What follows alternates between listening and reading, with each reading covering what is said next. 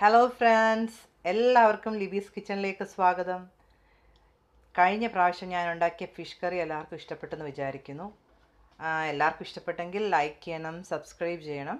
ഇന്ന് ഞാൻ ഉണ്ടാക്കാൻ പോകുന്നത് പൈനാപ്പിൾ ജാമാണ്. നാട്ടിൽ നിന്ന് കുറച്ച് നല്ല പൈനാപ്പിൾ കിട്ടി, അപ്പം വിചാരിച്ചു പൈനാപ്പിൾ ജാം ഉണ്ടാക്കിക്കളയാമെന്ന്. പൈനാപ്പിൾ നന്നായിട്ട് അരിഞ്ഞ് വൃത്തിയാക്കി അതിൻ്റെ നാരെല്ലാം മാറ്റി വെച്ചേക്കുകയാണ്. പിന്നെ അതുപോലെ തന്നെ പൈനാപ്പിൾ ചെറുതായിട്ട് അരിഞ്ഞത്, പിന്നെ കറുവപ്പട്ടയും ഗ്രാമ്പും കൂടെ പൊടിച്ച് വെച്ചേക്കുന്നത്, പിന്നെ പഞ്ചസാര 2 കപ്പ് വേണം. ഞാനിപ്പോൾ 1 കപ്പ് ഇവിടെ എടുത്ത് വെച്ചിട്ടുള്ളൂ. പിന്നെ ചെറിയൊരു നാരങ്ങയുടെ ഹാഫ് പീസ് വേണം. അപ്പോൾ നമുക്കിനി ഇതൊന്ന് അരിച്ച് എടുക്കാം. ഇപ്പം നമ്മുടെ പൈനാപ്പിൾ നന്നായിട്ട് അരച്ചെടുത്തിട്ടുണ്ട്. അതുകൊണ്ട് ഞാനിപ്പോൾ അടുപ്പിൽ പാത്രം വെച്ചിട്ടുണ്ട്, നല്ല ചൂടുള്ള പാത്രം വെച്ചിട്ടുണ്ട്. അതിനകത്തോട്ട് നമുക്ക് ഈ പൈനാപ്പിൾ അരച്ചത് ചേർക്കാം.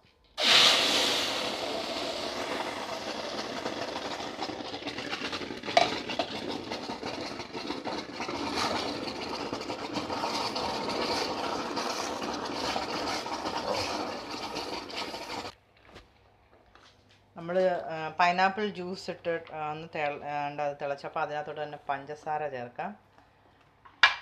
പഞ്ചസാര 2 കപ്പ് വേണം ചേർക്കാനായിട്ട്. പഞ്ചസാര ചേർത്തു. നമ്മൾ അതിനകത്തോട്ട് തന്നെ ചെറുതായിട്ട് അരിഞ്ഞ് വെച്ച പൈനാപ്പിൾ, ഇത് നമുക്ക് ഒരു ഇടയ്ക്കൊന്ന് ക്രഞ്ചി കടിക്കാൻ കിട്ടും. ബാക്കിയെല്ലാം നമ്മൾ അരച്ച് ചേർത്തുണ്ട്. അപ്പോൾ ഇത് നന്നായിട്ട് ഇനിയും ഇളക്കി ചെറുതീയിൽ നന്നായിട്ട് ഇളക്കി കൊടുക്കണം. അടുക്കി പിടിക്കുകയൊന്നും ചെയ്യില്ല. നമുക്ക് കുറച്ച് നേരം ഇച്ചിരി ടൈം എടുക്കും ഇതൊന്ന് ശരിയാവാനായിട്ട്.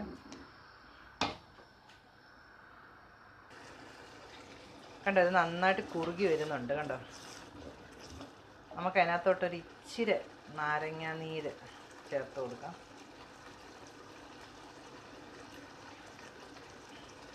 ഒരുപാട് വേണ്ട കേട്ടോ. പൈനാപ്പിളിന് ആക്ച്വലി ചെറിയ പുളി ഉണ്ടല്ലോ, എത്ര മധുരം ഉണ്ടെന്ന് പറഞ്ഞാൽ ഒരു ചെറിയ പുളി കാണും.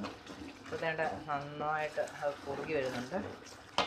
അതിനകത്തോട്ട് നമുക്ക് ഇച്ചിരി ഈ പൊടിയും കൂടെ ചേർത്തത്. ഇത് കറുവപ്പട്ടയും, അതായത് ഒരു വലിയ കഷ്ണം കറുവപ്പട്ടയ്ക്കകത്ത് 1 ഗ്രാമ്പ് ഇട്ടതേ ഉള്ളൂ. മനസ്സിലായോ? അല്ലെങ്കിൽ അത് ഒരുപാടങ്ങ് സ്മെല്ല്. എന്നിട്ട് ഇത്രയും ഞാൻ ചേർക്കുന്നുള്ളൂ, ഒരു പിഞ്ച്. ഒരുപാട് ഇതായി പോയാലും അതിന് അതിൻ്റെ ഒരു സ്വാദ് മുമ്പിൽ നിൽക്കും.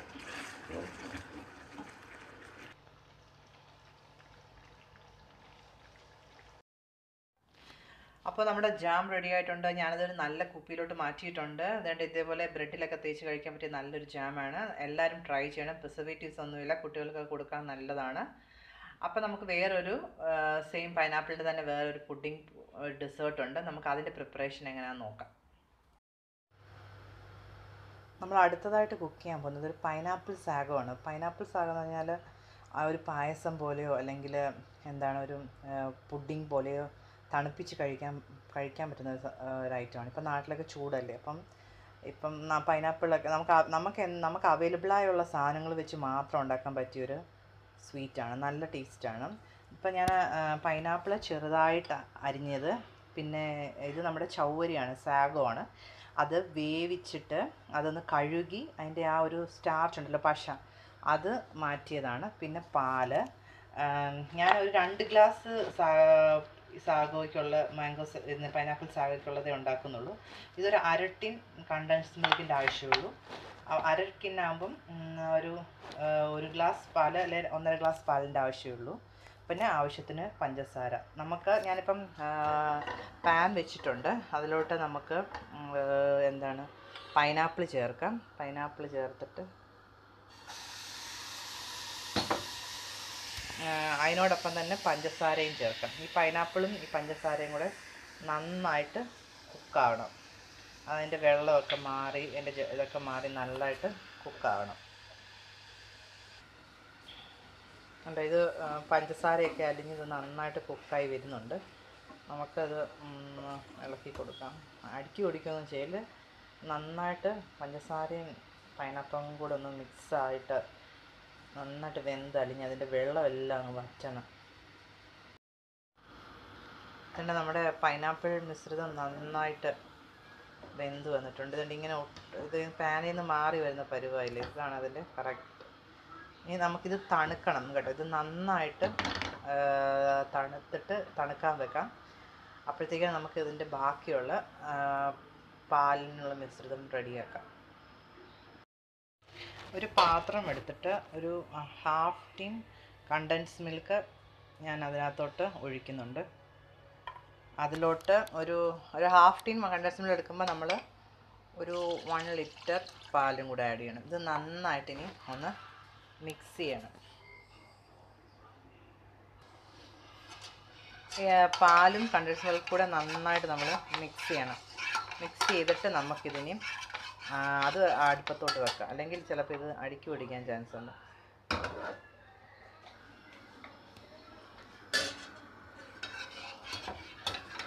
ഈ പാലൊന്ന് ചൂടായി വരുമ്പോഴത്തേക്കും നമുക്ക് ഇതിനകത്തോട്ട് ചൗവരി ചേർക്കാം. നമ്മുടെ പാലൊന്ന് ചൂടായിട്ടുണ്ട്. അതിനകത്തോട്ട് നമുക്കിനി നമ്മുടെ ഈ ചൗവരി ഒന്ന് ചേർത്ത് കൊടുക്കും. ചൗവരി ചേർക്കുമ്പോൾ തന്നെ ഇതൊന്ന് കുറുകും. ഓൾറെഡി ചൗവരി എന്ന് പറയുന്നത് ഒരു സ്റ്റാർച്ച് അല്ലേ. ചൗവരി ചേർത്ത് വരുമ്പോഴേ ഇതൊന്ന് കുറുകും. നന്നായിട്ടത് തിളക്കട്ടെ, കുറുകി വരട്ടെ.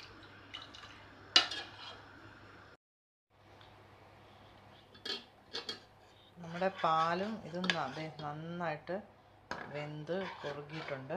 നമുക്കിതിനകത്തോട്ടിനിയും നമ്മുടെ പൈനാപ്പിൾ വാട്ടി വെച്ചിരിക്കുന്നത് ചേർക്കാം.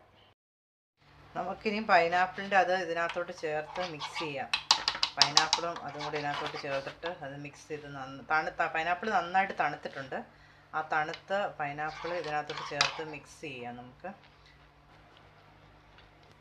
നമ്മൾ പൈനാപ്പിളിലോട്ട് ചേർത്ത് നന്നായിട്ട് മിക്സ് ചെയ്തിട്ടുണ്ട്. ഇതിപ്പം നല്ലൊരു ഒരു പായസമോ ഒരു കീർ പുഡിംഗ് പോലൊക്കെ ആയിട്ടുണ്ട്. നല്ലൊരു ഇതായിട്ടുണ്ട്. അപ്പോൾ ഇതെല്ലാവരും ട്രൈ ചെയ്യണം. നമുക്കിത് ഫ്രിഡ്ജിൽ വെച്ച് തണുപ്പിച്ചിട്ട് കഴിക്കാം. പൈനാപ്പിൾ സാഗോ റെഡി ആയിട്ടുണ്ട്. അപ്പോൾ നമുക്ക് ഇത് ഫ്രിഡ്ജിൽ വെച്ച് 2 മണിക്കൂർ തണുപ്പിച്ചതിന് ശേഷം തണിക്കുക. ചൂടത്ത് കഴിക്കാൻ നല്ലതാണ്. കുട്ടികൾക്കെല്ലാം നന്നായിട്ട് ഇഷ്ടപ്പെടും. അപ്പോൾ എല്ലാവരും ട്രൈ ചെയ്യുക. 2 റെസിപ്പിയും ഇഷ്ടമാണെങ്കിൽ എല്ലാവരും ട്രൈ ചെയ്യണം, ലൈക്ക് ചെയ്യണം, സബ്സ്ക്രൈബ് ചെയ്യണം. അപ്പം എല്ലാവരും ട്രൈ ചെയ്തിട്ട് അതിൻ്റെ അഭിപ്രായങ്ങൾ അറിയിക്കുക. അപ്പോൾ എന്നാൽ അടുത്ത റെസിപ്പിയുമായി നമുക്ക് കാണാം.